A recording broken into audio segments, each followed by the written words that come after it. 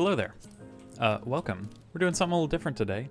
Playing some Final Fantasy XIV. Quickly, I didn't expect to get into this dungeon this quick. There are spoilers for Shadowbringers. If you don't want to be spoiled, then please leave now. I'm so sorry.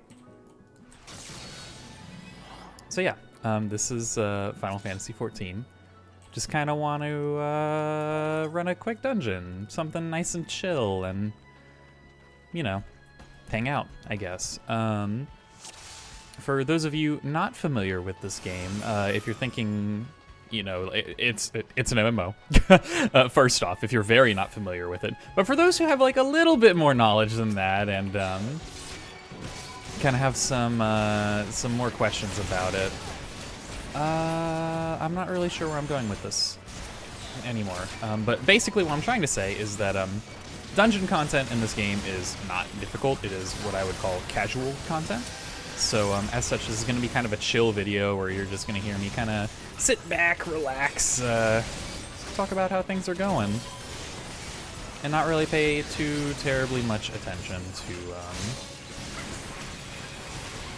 gameplay, he says as he spaces out to make sure he gets his quietuses in correctly. So, I'm going to assume that those of you watching do not know much about this game, and I'm going to kind of try and talk a bit about it. So basically, like I said, Final Fantasy XIV is an MMO. It's like World of Warcraft, right? Tab target MMO. I could go on and on about the differences between the two games. I've played both games very extensively, but I'm not going to do that. Instead, first off, I'm going to switch off of the party chat. Oh, just kidding. Emotes are on that one, too. They're not in battle chat. Ha ha ha ha. Joke's on you with your inappropriate custom emotes. Man, you think you are real funny.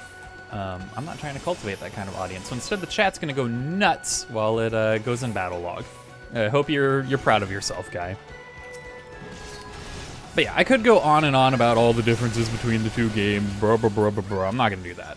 What I am going to go on about what I like about this game. Having played both of them, Final Fantasy XIV is my preferred MMO. I enjoy it significantly more than World of Warcraft. And I believe that is because the people of World of Warcraft, I can't handle that anymore. We'll go to a different chat, and I sincerely hope that nobody in that link shell talks. Because that'd be kind of rude for me to just record their messages and not like say anything. So, but I just can't handle that anymore. I'm also dying. Hello, Mr. White Mage. Like, okay, thank you. But yeah. Sorry, I'm trying not to freaking die here. All right, guy. I'll use an actual cooldown. There, you happy? You made me use a cooldown. I very much enjoy Final Fantasy XIV because I very much like the style and presentation it has a lot more than I do World of Warcraft. I feel like playing World of Warcraft just feels bad. Like, I don't know, like it's just, the cast satisfaction is such a big part of an MMO for me. And when I press a button in Final Fantasy, it feels good. It doesn't, I could press the most lamest part of my rotation and it still feels leagues better than your biggest hit in World of Warcraft, from what I've experienced. I understand that World of Warcraft has a much more in-depth kind of endgame situation, I guess, because in Final Fantasy, basically, if you want to do endgame stuff, you are relegated specifically to doing savages. And not everyone's into that, right? I gotta use my brain a little bit here as I'm doing my opener. Shouldn't be too bad in theory. But not everyone's here for that, right? They want to do like difficult dungeon content, for example. And currently in Final Fantasy XIV, there really isn't any difficult dungeon content. Like I said, dungeon content is casual content. I can completely turn my brain off and just talk about other things. He says, as he is unable to do that. Practice what you preach, weirdo. But there is no, like, endgame 4-man content. Really, all your difficult content is 8-man, which are what are classified as raids. Now, honestly, I think the raids in Final Fantasy are good because they're essentially just really big boss fights with lots of mechanics.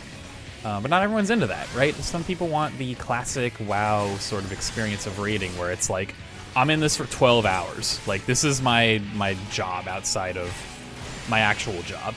And I, personally, as I have grown older, come to despise that. That's what some people look for, and, you know, I have personal friends who are very into, that's not the button I wanted to press, who are very into, for example, the Mythic Dungeon scene, which I understand. Mythic Dungeons are cool. I mistimed my freaking Black Snipe there, so poor healer. He's probably looking at me being like, what's this guy doing? The answer is being a bot. Sorry about that little cough. But yeah, it kind of goes off on my opinion about the endgame content of the two games, or finishes my thought on that, I should say. The the cast satisfaction is a big thing for me. I enjoy how Final Fantasy presents its endgame content, and that's kind of it, right? Like, there are other quality of life things that I enjoy about this game over WoW, but those are more minutia and personal opinion. Granted, they're all subjective, right? They're all personal opinion, but I feel like those are the most objective out of them. So yeah, I play this game, this weeb game, as people call it. I won't disagree. There's a certain degree of accuracy to that. Now, I was thinking when I was starting this video that, oh, I'll explain all the bosses and whatnot. No, instead I'm just going to ramble about nonsense. Our dancer died there. Interesting. Not sure what happened. Oh, take me to the portal, dude.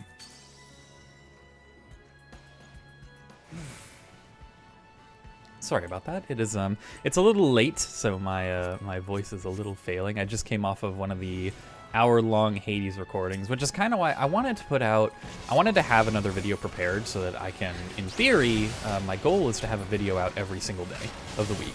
That is my ideal situation for recording.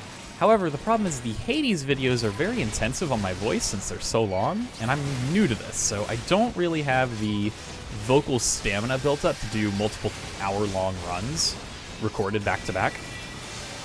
So that's why I'm doing something else. Also, I feel like it's good to just have different types of content on my channel, right? Not everyone's going to be into Hades, and I get that. Now, that's primarily the what I want my channel to do, is I basically want to have one series going. So for now, it's Let's Play Hades, and I'm going to play that primarily until I'm done with it, right? But then after that, when I'm done with it, I will switch to a new primary series, and I'll just kind of fill in with auxiliary games as I see fit. I don't really solo play games. I tend to bounce around a lot. So I'm sure that will also happen here. Please, for the love of God, people, can you kill these guys? Like, this fight's been going on way too freaking long, dude. They're just mobs. Like, what's going on here?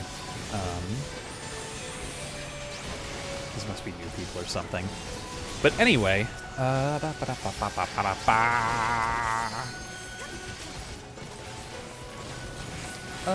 so, I guess I'll give kind of my thoughts on this dungeon. This is the newest dungeon in patch 5.3, and I love it. I think it is great. It's really cool. I like the area a lot. You're going through kind of this, Lake Landy area, trying to get back to the Crystarium to, see what's going on. For those of you who pay attention to the lore, Grahati is having a not good time right now with Mr. Ardbert, and we're trying to get back there to help our dude out. You know, yeah. Because Grahati, he's a good boy. He's a good, just a nice good boy. So I guess what I can do is also kind of explain, for those of you who are not familiar with this game, what I'm doing. So I am playing the class known as the Dark Knight. I am a tank. So my job, for those of you unaware of how an MMO works, a tab target MMO to say specifically, first off, I'm doing it poorly, is the answer. My job is to grab the attention of all the mobs and say, hit me, you losers, you can't, you freaking cowards. You've got nothing against me. I'm a big, strong man, and I will show it to you. And the idea is that I am the focus of all of the monster's damage. I have ways to mitigate that damage. I am just naturally sturdier than a lot of the other party members, and this way the healer only has to focus on one person to heal in an ideal world. The way the Dark Knight goes about this is primarily through this button here, the Blackest Knight. It puts a big old shield on me, which is essentially just temporary health, right? So like, the way it works is it gives me a shield for a quarter of my health. It doesn't last very long though, and it costs a big chunk of mana. But that is the Dark Knight's primary mitigation tool, is the Blackest Knight. It's very, very powerful. But it has a really high cost, and if your Blackest Knight doesn't actually break, then you kind of lose that mana. The balancing point of this class is that you also want to spend your mana on damage. So, as you can see there, I did like a little slash attack. Ooh, let's actually use our mitigation, huh? That'd be cool. Yeah. So you want to use your mana for actual damage instead. This is a damage-focused game. The way the meta works in this game is that if you're doing more damage, you are doing better. You should always do as much damage as you physically can. And a lot of it is about optimizing that. However, Dark Knight, we gotta run to the other side of the world, that feels bad. The way Dark Knight functions, though, is its biggest defensive tool uses the same resource that its offensive tools do, right?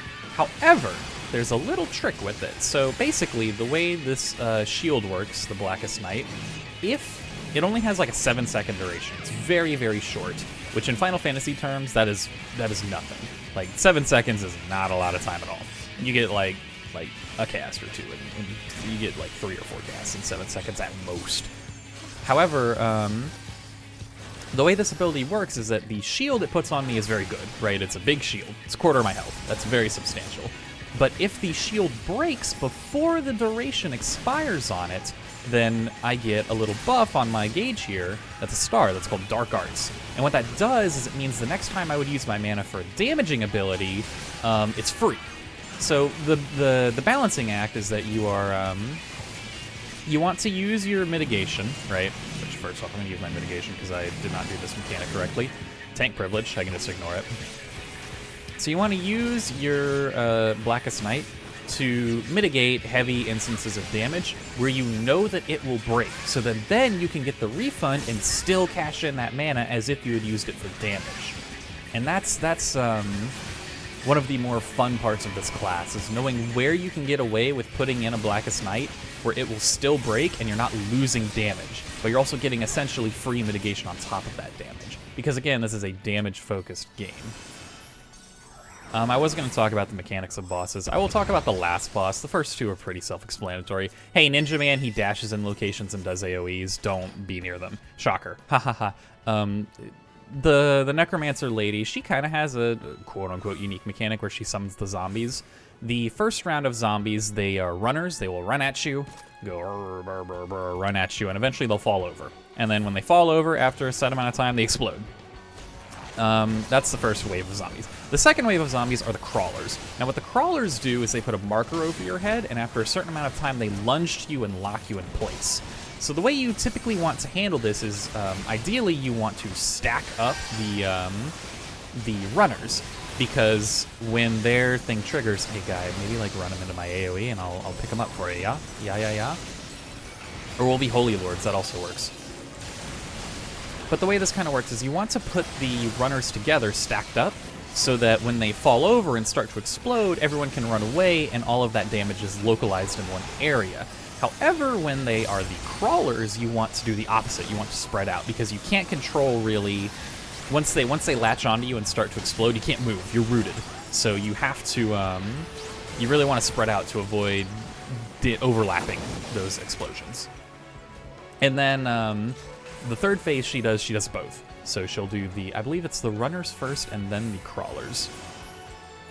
I mean, again, honestly, yeah, I can talk all day about how, ideally you want to stack up the crawlers or stack up the runners and make sure you're not all together on the crawl, yada yada, whatever. Nobody pays attention to that. They just kind of do their own thing because it's really not that difficult to deal with. And if you have players who are very experienced, they're probably just going to kill the boss before you see the double phase.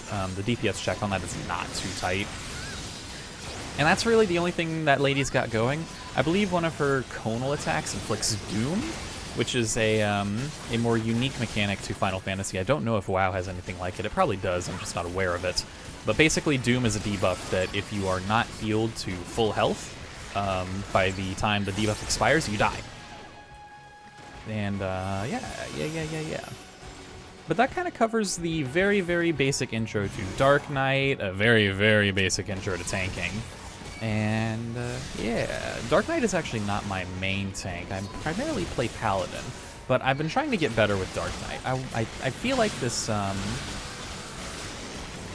Dark Knight just feels good. I don't know, like, it's a very comfy pick, where Paladin requires a lot of optimization if you want to be successful. Whereas Dark Knight, you can kind of, it's a bit more forgiving, where one thing that is unique about Final Fantasy, which I would guess I will get into another minutia of this game, is that it uses what's called a combo system. So if you're watching my skill bar down here, I have a 1, 2, 3, and you'll notice right now my 2 has this little dotted arrow. That's because I just used my 1 skill. So if I do these 3 skills in order, it forms what is called a combo and makes the next one better and have more effects. Paladin is all about combos, and the thing is with combos, you can't break them with other abilities most of the time. There are exceptions to this, but again, this is the layman's explanation. So Paladin has a lot of really long combos, which means that there are times where you could really, if your combo gets broken, it's tragic. It's really, really bad for your damage. And certain combos will time out, so if you wait too long before your cast, you will lose your combo. And it's just really bad on like new fights where, say there's like a bunch of downtime that you're not aware of, and you just lose your combo, and that's like a bunch of your damage, and you have to reset.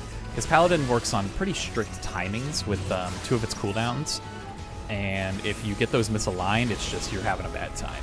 Whereas Dark Knight, you just kind of 1, 2, 3, and you fill up this little gauge here, and then you can spend that gauge on Blood Spiller, which is a big old dunk.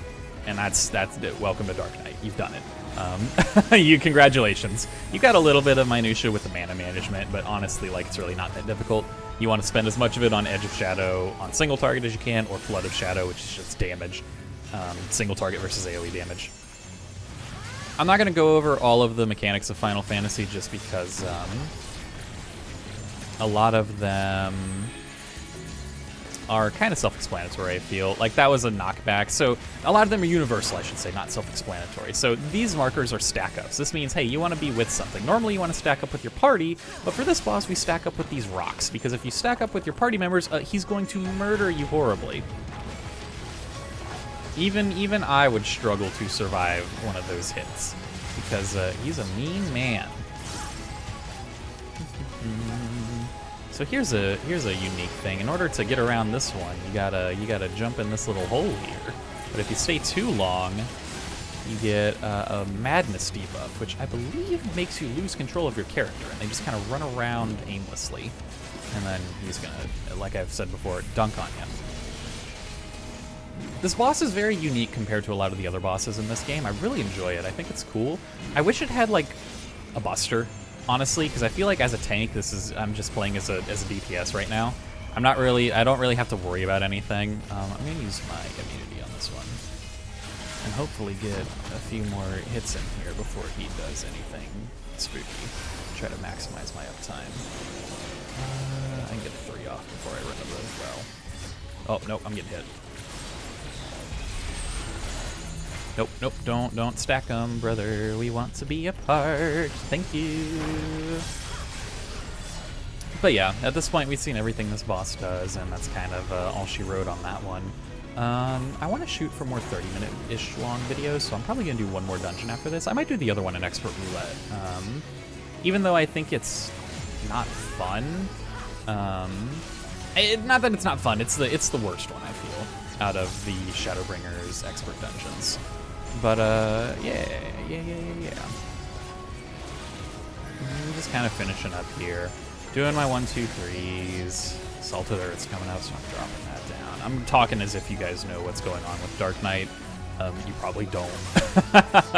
If you are a diehard Final Fantasy player, there is no way, shape, form, or fashion that you came to me for content. Just no way, brother. Dancer using the limit break there. There we go. Hit him with the GGs. Hopefully the next party won't spam like obscene macros so I can show party chat. Though it looks like link shell chat is working just fine. I don't know, I'll give it to the healer, why not? Give my combination to the healer and then head on out. Leave. Go. What are you waiting for? Go, go, go. Go, go, go, go, go. Anyone seen Zombieland Saga? It's a good anime. I'm normally not an idle anime guy, and idle, from what I understand, idle and sports are kind of similar in that like you develop the team over time. Yeah, I'm gonna queue us up for one more. I kind of want to do Grand Cosmos, but I guess I'll do an Emisoniter. But I'm gonna do that on Paladin. I'll show you guys some Paladin. Because there's some cool tech you can do on Paladin. With that dungeon specifically. First off, turn on take stance. But yeah, Zombieland Saga, very good anime.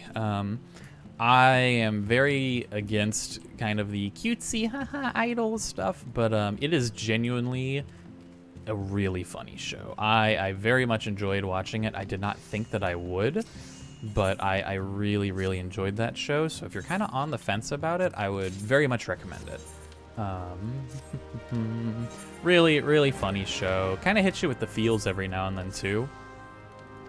But the premise is very unique from things I've seen. And it's just good. It's just a good old fun time. Not really much to go on that front, I feel. Just kind of filibustering, waiting for queues. Normally they're not this long. I don't know what's going on. Anything going on here? Oh Lord, what are they? I have no idea what was going on there. I'm just gonna ignore it.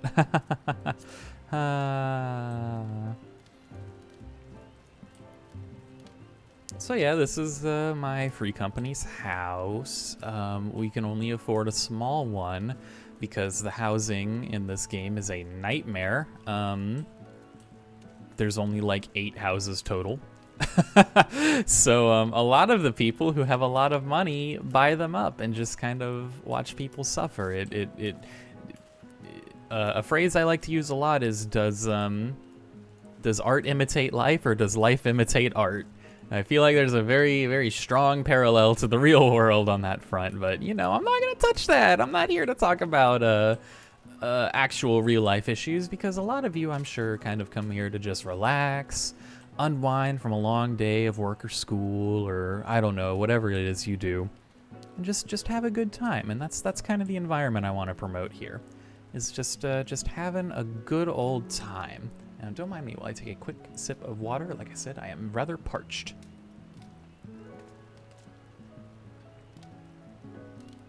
Ah, refreshing. I was really hoping I'd get into the next dungeon by now. Let's see. What else can I talk about this game? Because I really want to sell this game to people who are kind of on the fence about it. Oh, what I can say, though, is that with the latest patch, they expanded the free trial. So the level cap in this game is 80, right? That's not the button I wanted. I'm level 80 on a lot of stuff. Don't worry about that. I have no life and play this game too much. The level cap is 80. So the base game, before any expansions, goes to 50. And then there are 3 expansions, right? Heavensward, Stormblood, Shadowbringers. And then Heavensward brought it to 60, Stormblood to 70, Shadowbringers to 80, right? The free trial of this game is very forgiving now, where you used to be able to play the game completely free for as long as you wanted, up to level 35. And there were some restrictions on things you could do, like you can't trade on the market board, you can't chat. It's to kind of prevent bots and spammers, right? And the people who are like, come to my shady website and give me your credit card information and I'll give you gold. Stop stuff like that. However, with the latest patch, the free trial has been expanded to include all the way up through the Heavensward expansion. So you can play this game level 1 to 60 completely free. And that is, and I'm not saying that once you hit 60, you're done. You can do the entirety of the first expansion of the game, Heavensward, completely free. And that's a really big chunk of the game. Now, honestly, with MMOs, I feel the best, they play very different when you're leveling compared to endgame. And it's very difficult to judge an MMO early based on how it will play later. And Final Fantasy is the epitome of this, because the global cooldown in this game is very long, because you are supposed to weave in a lot of other buttons between your global cooldowns, right?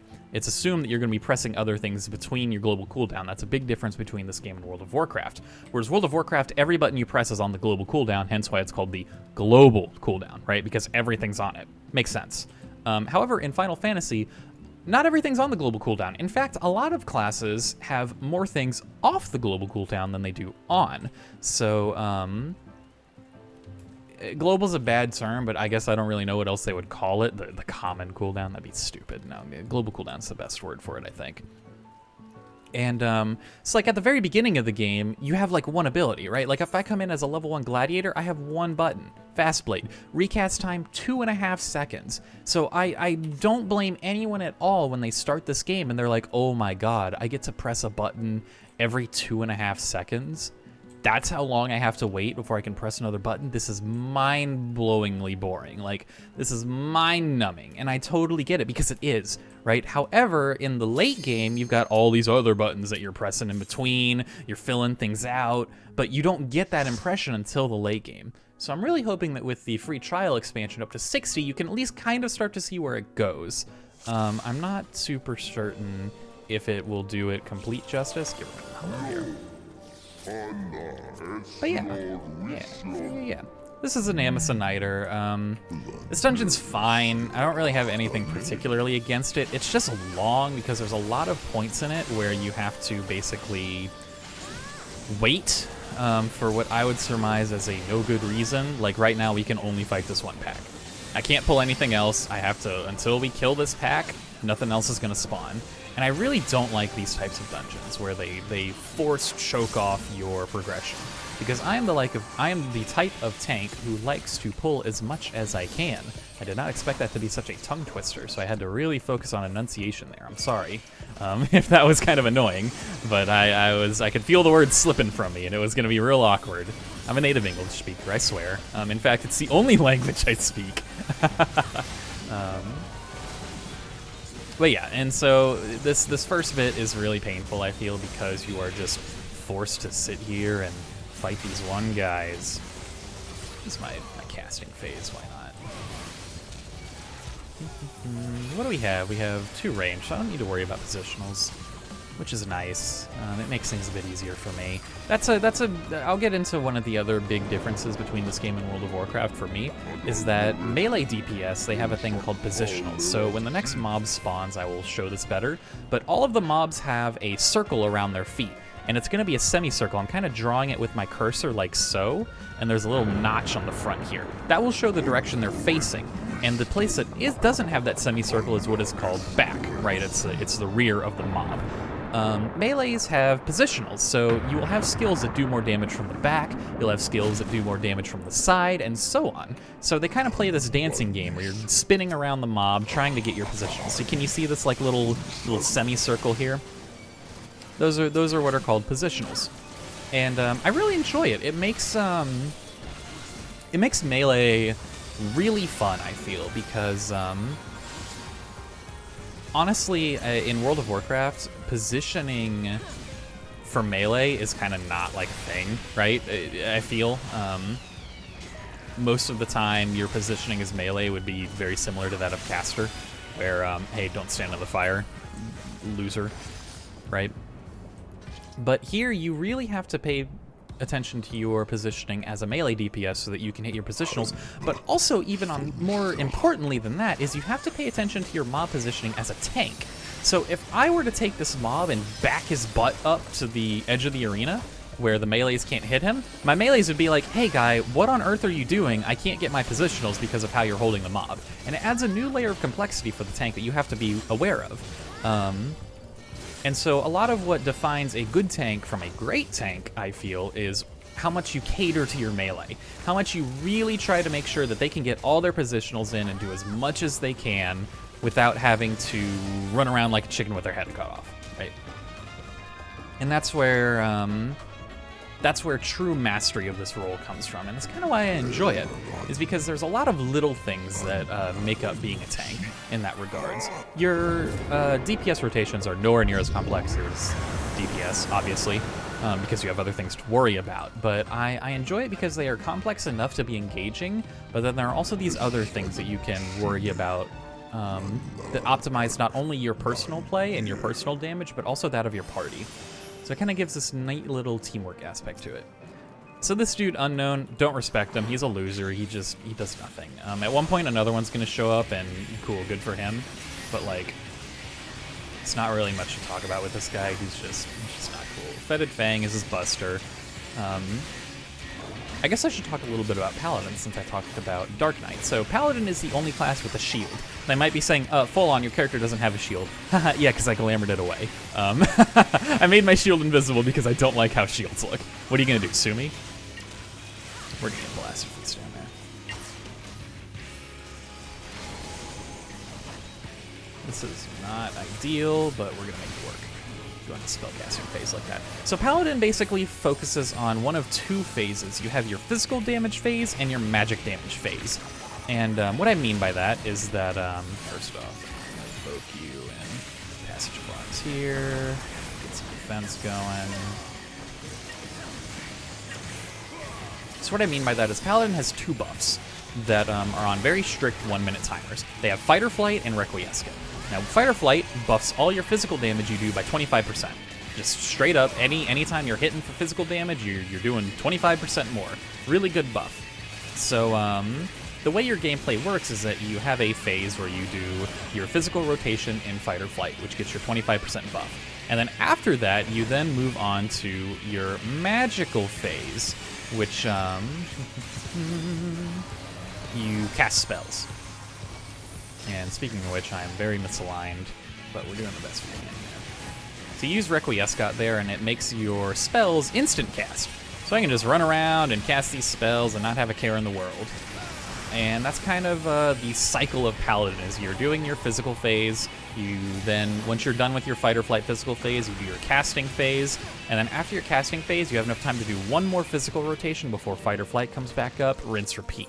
So it focuses on these very long phases, because my physical rotation is, I go 1, 2, 3, 1, 2, this button here, hit this button 3 times, 1, 2, 3. A lot of key presses, right? A lot of buttons I gotta press there for the physical phase. The magic phase doesn't have near as much, it's a lot shorter, and it's more bursty. But because of how long your rotation is, Paladin has a lot of, it just flows very well, I feel. Like you're doing your physical phase, and then you switch on over to your magic phase, and you go back to your long physical phase. But because of that, if there are heavy periods of downtime, or if you just make a genuine mistake, and oh, excuse me, I'm sorry, I'm a little burpy right now, I'm not sure why.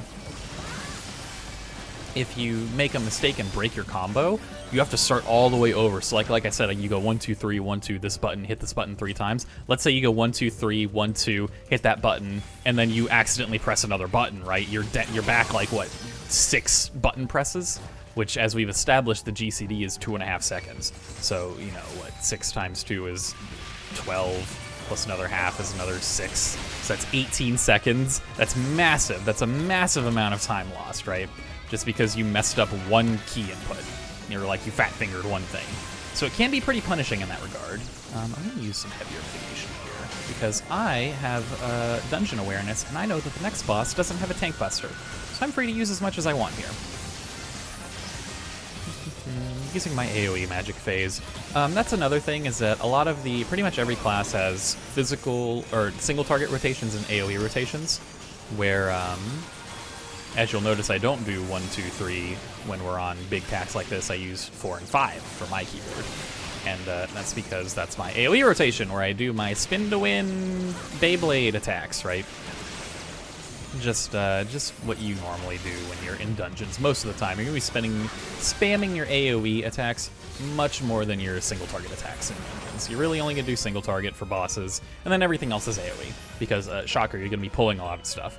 Nobody in a higher level at this game, and I'm not talking higher level skill, I'm talking literal higher level, like 70, 80, nobody does single pulls for packs. So you're gonna have like 6+ mobs every time. It's just how the way it is. Just be how it is, because it's really not that much more difficult to fight 6 mobs than it is to fight 3. What you will do is basically the same. This dude, you gotta watch for what he casts here. He's cast Swing, so that's where he does the spin. Don't be near him. He's gonna cast another one sometimes called Eye of the Cyclone, where you have to be close to him. And that's pretty much this entire boss. He's gonna slam on the ground. So basically what happens is, you see these hammers here, they're going to explode at some point, and then after they explode, the swords will explode. So you want to hang out on the swords until you see the hammers explode, and then switch. It's very easy. There was the eye attack that I mentioned earlier. Hammers explode, move in, swords explode, easy. That's literally the entire boss. We've seen everything he does. Studs, no problem. So one thing that I did not also talk about is that every tank has what is known as an invuln cooldown. So tank cooldowns are kind of standardized. Everyone has a 15% or 20% damage reduction. Everyone has a 30% damage reduction, and everyone has an invuln. And they typically have some other means that is different depending on their class. I didn't use Fight or Flight because I'm a freaking bot, so we're gonna just finish this up and be sad, basically. We'll go into a magic phase, I guess. I don't know, man.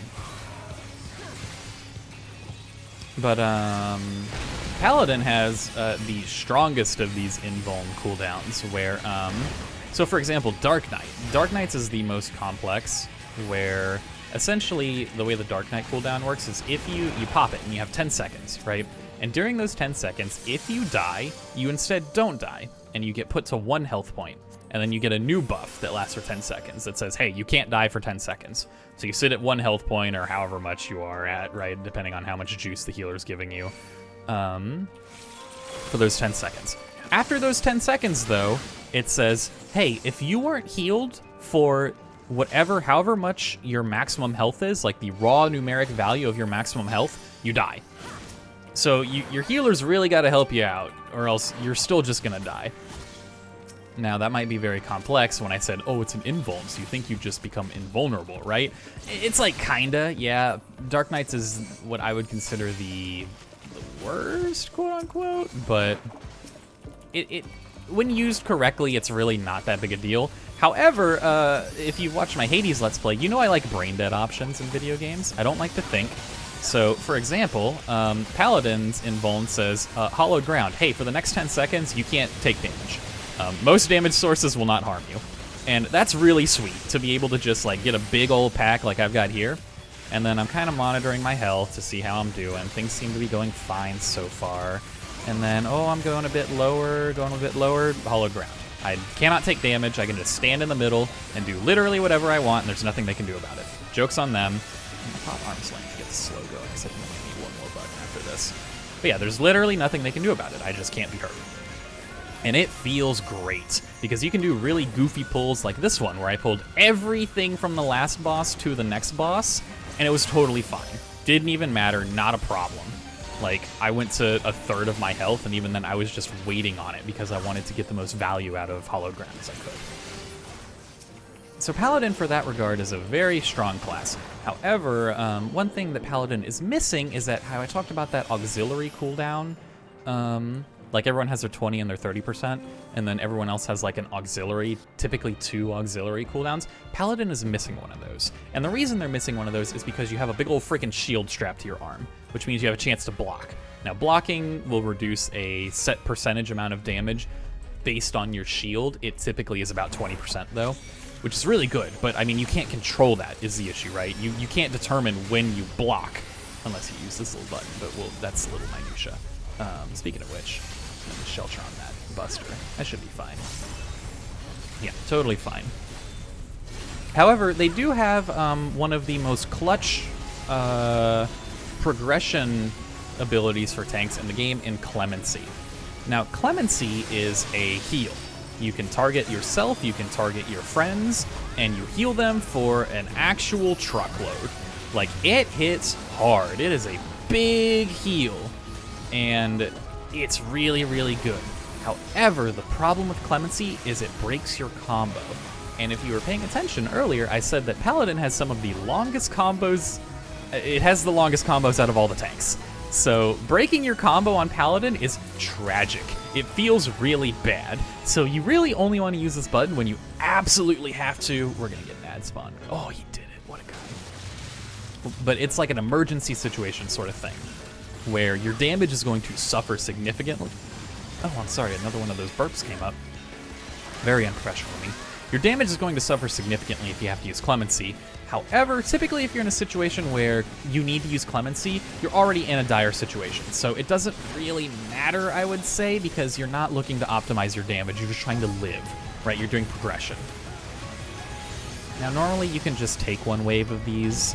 I like to only do that if I'm in comms with my healer and I can tell them that's what I'm doing, just because the Vuln stat can be kinda rough. I have enough gear that it's not too bad, but this guy doesn't know that, right? He doesn't know what my gear is like. He doesn't know how good of a player I am. For all he knows, I'm just some fucking psychotic stranger. And so I don't really want to make him worry about me. I want him to focus on doing damage and helping out. He's an astrologian, so he buffs other party members. I want him to focus on that, instead of having to worry about whether or not I'm going to die from some crazy psychotic decision that I made. Where are we going? Under this one, I guess. So yeah, these water grates, make sure to stand on them, otherwise ad spawns. You'll notice the big old hands appeared on the side. You don't need to worry about those. Sorry, I had to use my brain for a moment there.